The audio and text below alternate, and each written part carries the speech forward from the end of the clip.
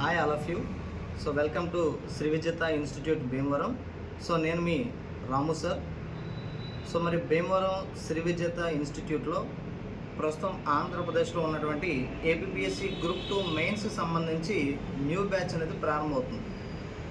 అయితే చాలామంది అభ్యర్థులు ఈ గ్రూప్ 2 ప్రిపరేషన్ చేస్తున్న వాళ్ళందరూ కూడా ఒక సరైన కోచింగ్ సెంటర్ ఎన్నుకోవడంలో చాలా ఇబ్బందులు పడుతున్నారు. సో చాలామంది సుదీర్ఘ ప్రాంతాలకు వెళ్ళి వారు అనుకున్నటువంటి వాళ్ళు ఎక్స్పెక్ట్ చేసిన విధానం లేక అక్కడ చాలా ఇబ్బందులు ఎదుర్కొని ఇంకా అక్కడ ఆ పరిస్థితులకు లొంగి అక్కడే ఇంకా వారు ప్రిపరేషన్ చేయాల్సిన పరిస్థితి ఎదుర్కొంటున్నారు. మరి ఎవరు ఎటువంటి కోచింగ్ సెంటర్ని ఎన్నుకోవాలి, మనకి గ్రూప్ 2లో ఉద్యోగం సాధించాలంటే ఏం చేయాలి, సో ఆ కోచింగ్ సెంటర్ గురించి ముందుగానే మనం ఎటువంటి విషయాలు తెలుసుకుని మనం అనుకున్న ఎక్స్పెక్టేషన్స్ అక్కడ ఉన్నాయో తెలుసుకుని అక్కడ జాయిన్ అయ్యే ప్రయత్నం చేయాలి అనేది నేను ఈ వీడియోలో చెప్తూ, దాంతోపాటు మన శ్రీ విజేత ఇన్స్టిట్యూట్కి ఉన్నటువంటి ప్రత్యేకతలు కూడా మీకు నేను ఈ వీడియోలో చెప్పదలుచుకున్నాను. సో ముందుగా మీరు ఏపీపీఎస్సీ గ్రూప్ 2 ప్రిలిమ్స్ క్వాలిఫై అయ్యారు అంటే సో మీ దగ్గర మినిమం సబ్జెక్ట్ అయితే ఉంది. సో దాన్ని మ్యాక్సిమం ఉత్తీర్ణత సబ్జెక్టుగా మార్చుకునే అవకాశం మీ చేతిలో ఉంది.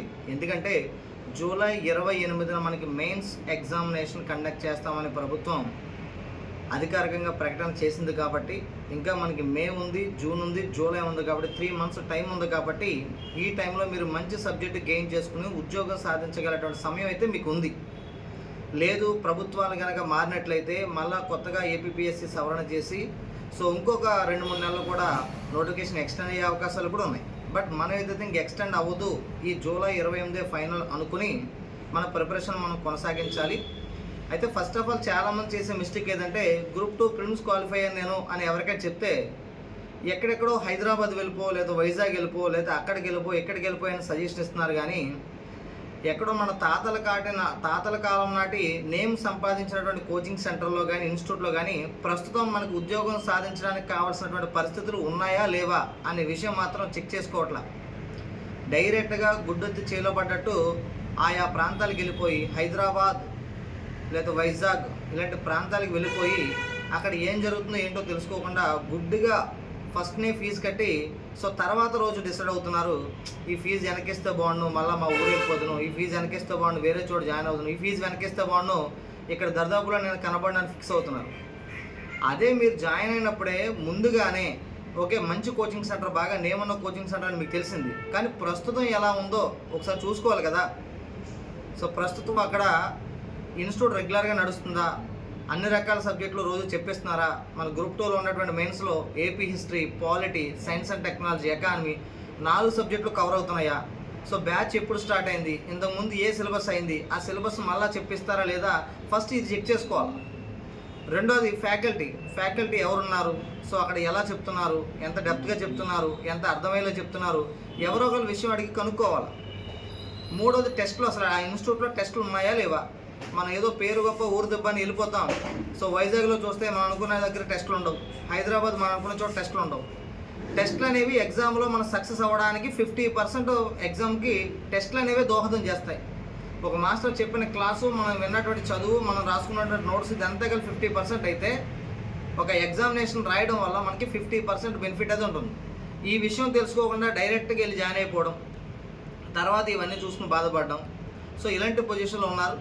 నాలుగోది, నువ్వు తెలివైన వాడవైనా తెలివి తక్కువ వాడవైనా మధ్య తరహా ఉన్నటువంటి వ్యక్తి అయినా సరే ఒక గైడెన్స్ అనేది లేకపోతే మనం ఏది కూడా రీచ్ అవ్వలేం. సో ఎంత పెద్ద నేషనల్ అథ్లెట్స్ అయినా సరే ఒక కోచ్ అనేది ఉంటాడు. ఎంత పెద్ద క్రికెట్ ప్లేయర్ విరాట్ కోహ్లీ అయినా తనకు ఒక కోచ్ ఉంటాడు. సో ఒక కోచ్ అండర్ లేనిదే మనం ఎలా రీచ్ అవుతామండి. సో వాళ్ళకి తెలీదా, కోహ్లీ బాగా ఆడతాడు, మరి కోచ్ ఎందుకు కోహ్లీకి. సో కోహ్లీ ఎంత బాగా ఆడినప్పటికీ ఒక్కొక్కసారి నిరుత్సాహానికి గురైనా, చిన్న తప్పిదాలు చేసినా సో అతను ఇంకా ఎంకరేజ్ చేయడానికి ఒక గురువు అంటూ ఉండు అతను ముందుకు ప్రోత్సహిస్తాడు. సో దానివల్ల తనలో ఇంకా ఆత్మవిశ్వాసం పెరుగుతుంది, ఆ యొక్క గోల్ రీచ్ అవ్వగలన తపన పెరుగుతుంది.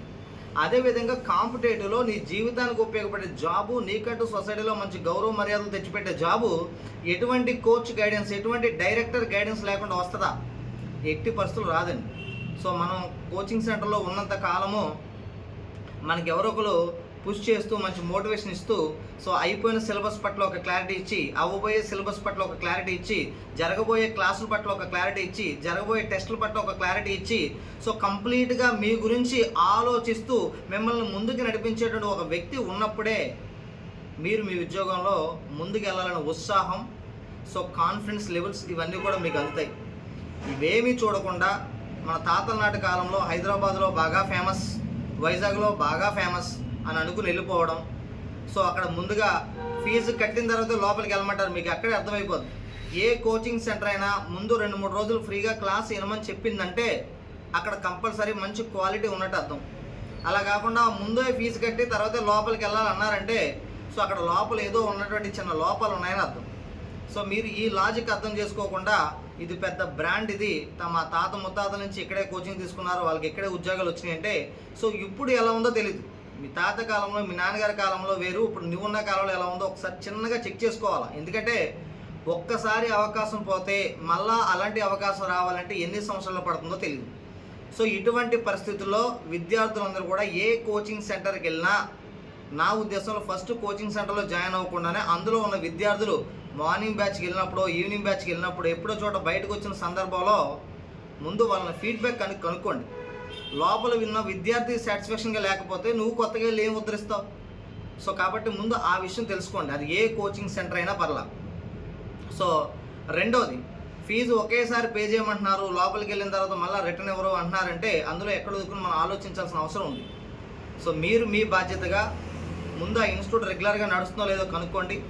సో సిలబస్ ఎంతవరకు అయిందో కనుక్కోండి. అయిపోయిన సిలబస్ మళ్ళీ చెప్పిస్తారా లేదా అనే విషయం కూడా కనుక్కోండి. కనుక్కున్న తర్వాత అక్కడ జాయిన్ అయిన తర్వాత సో టెస్టుల విషయం జరుగుతుందో లేదో కనుక్కోండి. సో ఫ్యాకల్టీ విషయంలో జాగ్రత్తగా కనుక్కోండి. అక్కడ ఉన్న పిల్లల ద్వారా కనుక్కోండి. మీరు ఆ తర్వాత గైడెన్స్ ఇవ్వడానికి అక్కడ వ్యక్తి ఉన్నారో లేదో కూడా కనుక్కోండి. ఇలాంటి విషయాలు కనుక్కొని ఒక్కసారిగా బలంగా ఒక కోచింగ్ సెంటర్ నమ్మి, అక్కడ ఫ్యాకల్టీని నమ్మి, ఆ నోట్స్లు ఆ మెటీరియల్ నమ్మి తర్వాత మీ వంతు కష్టపడితే ఈ రెండూ కలిస్తేనే మీకు ఒక బంగారం లాంటి ఉద్యోగం రావడానికి అవకాశం ఉంది. తప్ప మీరు బాగా కష్టపడి ఇన్స్టిట్యూట్ ప్రోత్సహించకపోయినా, ఇన్స్టిట్యూట్ మంచిగా ప్రోత్సహించి మీరు కష్టపడకపోయినా వాల్యుబుల్ ఉద్యోగం అయితే రాదు. సో ఈ విషయాన్ని అందరూ కూడా మీరు గమనించి మన భీమవరం శ్రీ విజేత ఇన్స్టిట్యూట్ ఇప్పుడు నేను చెప్పిన అన్నింటికి కూడా సో ఒక విభిన్నమైన రీతిలో, సరికొత్త రీతిలో విద్యార్థి యొక్క ఉద్యోగమే ధ్యేయంగా భీమవరం శ్రీ విజేత ఇన్స్టిట్యూట్లో మనకి బ్యాచెస్ అనేవి రన్ అవుతున్నాయి. సో ప్రజెంట్ ఇక్కడ గ్రూప్ 2 బ్యాచ్ రన్ అవుతుంది. సో మీరు ఏ ప్రాంతంలో ఉన్నటువంటి వ్యక్తులైనా, రాయలసీమలో అనంతపురం, కడప, కర్నూలు, చిత్తూరు అయినా, సో మన కోస్తాంధ్ర ప్రాంతంలో ఏ ప్రాంతానికి చెందిన వారైనా సరే గ్రూప్ 2 టార్గెటే మీ గోల్ అయితే ఒక్కసారి భీమవరం శ్రీ విజేత దగ్గర రండి. రూపాయి కూడా ఫీజు కట్టద్దు. ఒక 3 రోజులు కాదు 3 రోజులు, వారం రోజులు కాదు వారం రోజులు వినండి. అక్కడ పిల్లలందరితో కూడా మమేకం అవ్వండి. సో వాళ్ళతో మీరు కలిసి ఇన్స్టిట్యూట్ భవిష్యత్తు ఎలా ఉంటుందో తెలుసుకోండి. సో మీకు సిలబస్ గురించి ఫుల్ క్లారిటీ ఇచ్చే బాధ్యత నేను తీసుకుంటాను. దాంతోపాటు ఎగ్జామినేషన్కి వెళ్ళేంత వరకు కూడా మీకు నేను గైడెన్స్ ఇచ్చి 100% మీరు గోల్ రీచ్ అయ్యేలాగా నేను చేసే బాధ్యత నేను తీసుకుంటాను. మరి మన ఇన్స్టిట్యూట్ ప్రత్యేకత ఏంటంటే మార్నింగ్ 5 నుంచి 8 వరకు స్టడీ అవర్ విత్ టెస్ట్ ఉంటుంది. 9 నుంచి ఈవినింగ్ 5 వరకు క్లాస్ ఉంటుంది, టెస్ట్ ఉంటుంది. ఆఫ్టర్ 7 to 10 వరకు కూడా స్టడీ అవర్ విత్ టెస్ట్ ఉంటుంది. ఇలా కంప్లీట్గా గ్రూప్ 2 టార్గెట్గా మనకి బ్యాచ్ అనేది రన్ అవుతుంది. సో ఇందులో మనకి 4 ఫ్యాకల్టీ, అద్భుతమైన ఫ్యాకల్టీ ఉన్నారు. అందులో మనకి ఏపీ హిస్టరీ అనేది రామ్ ప్రసాద్ సార్ ఉన్నారు. సో అలాగే మనకి పాలిటీ వచ్చేసి కిరణ్ సార్ అని ఉన్నారు. ఎకానమిక్ వచ్చేసి 2 ఉన్నారు. మనకి సాయి సార్ శ్రీకాకుళం ఉన్నారు. సలీం బాషా కర్నూలు సార్ ఉన్నారు. సో సైన్స్ అండ్ టెక్నాలజీ వచ్చేసి తిరుపతిరావు సార్ ఉన్నారు. దాంతోపాటు డైరెక్టర్గా నేను, అందులో పర్యావరణంలో మనకి 5 యూనిట్లు ఉంటాయి మనకి సైన్స్ అండ్ టెక్నాలజీలో. అందులో స్పేస్ అనే యూనిట్ మనకి current affairs fame Madhu sir చెప్తారు. సో అందులో మనకి పర్యావరణం, ఆరోగ్యము, పర్యావరణ కాలుష్యం అనేది తిరుపతిరావు సార్ చెప్తారు. అందులో శక్తి వనరులు సంబంధించిన యూనిట్, పర్యావరణం జీవవైద్య సంబంధించిన యూనిట్ సో నేను డైరెక్టర్గా మీకు టీచ్ చేయడం జరుగుతుంది. ఇలా మన ఇన్స్టిట్యూట్లో ఫ్యాకల్టీకి సంబంధించి ఒక అద్భుతమైనటువంటి ప్రణాళికతో ఇన్స్టిట్యూట్ అనేది రన్ చేస్తున్నాను.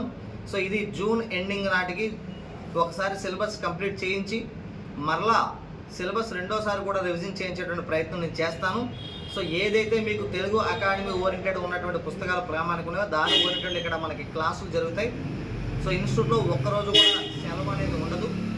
రెండవది ఏంటంటే టెస్ట్ అనేది రెగ్యులర్గా ప్రతిరోజు డైలీ టెస్టు, వీక్ టెస్టు, వాటి మీద టాపిక్ వైజ్ టెస్టులతో జరుగుతూ ప్రతిరోజు నా గైడెన్స్ ఉంటుంది. ఇవాళ మీరు ఏం చదువుకు రావాలి, నెక్స్ట్ రోజు ఏం టెస్ట్ ఉంటుంది, ఈ వారంలో జరిగిన సిలబస్ ఏముంది, ఆ సిలబస్ మీద టెస్ట్ ఎప్పుడు ఉంటుంది, ఇవి కాకుండా మనకి ఏపీఎస్టీలో ఏ టాపిక్లని, ఎకానమీలో ఏ టాపిక్లని, సైన్స్ అండ్ టెక్నాలజీ ఏ టాపిక్లని, పాలిటీలో ఏ టాపిక్లని, ఈ కంప్లీట్గా నేనే అబ్జర్వ్ చేసి ఆ మాస్టర్లు వెళ్ళిన తర్వాత మీ చేత చదివించి కంపల్సరీ ఆ సబ్జెక్ట్ మీద మీకు మంచి పట్టు వచ్చేలాగా చేసి మేము ఉద్యోగ తీరాన్ని తీసుకెళ్లేటువంటి బాధ్యత మేము తీసుకుంటున్నాం.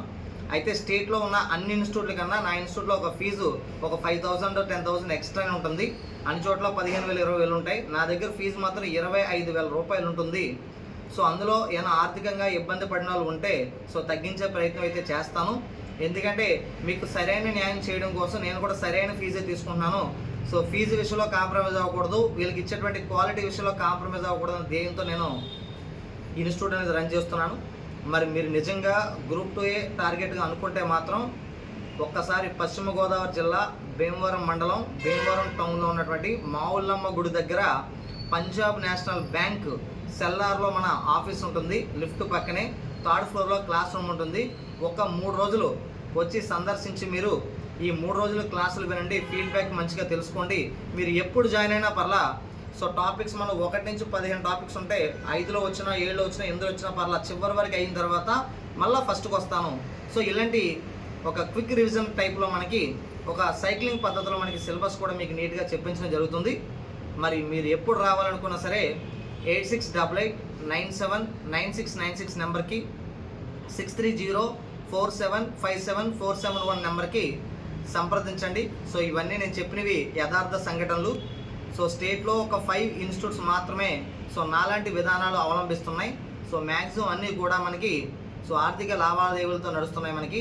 సో సుదీర్ఘ ప్రాంతాలకు దండగా మన భీమవరంలో శ్రీ విజేత ఇన్స్టిట్యూట్ ఉండగా అనే నినాదంతో, దాంతోపాటు రాష్ట్రంలో ఎక్కడున్నా సరే మన ఇన్స్టిట్యూట్కి వస్తే ఉద్యోగం వస్తుందని కాన్ఫిడెన్స్ ఇస్తూ హానెస్ట్గా ఒక్కరోజు కూడా సెలవు ఇవ్వకుండా ఇన్స్టిట్యూట్ రన్ చేస్తున్నాను. మంచి ఫ్యాకల్టీతో రన్ చేస్తున్నాను. మీరు ఒకసారి వచ్చి చూడండి. సో నేను ఇచ్చే ఫైనల్ హామీ ఏంటంటే మీకు ఇచ్చినటువంటి 3 నెలల నుంచి 4 నెలల సమయంలో నేను చెప్పిన హామీ ఒక్కటి ఇవ్వకపోయినా మీ ఫీజు మీకు వెనక్కి ఇవ్వగలను అని కాన్ఫిడెంట్గా నేను చెప్పగలను. ఏ ఇన్స్టిట్యూట్ కూడా ఇటువంటి హామీ ఇవ్వలేదు.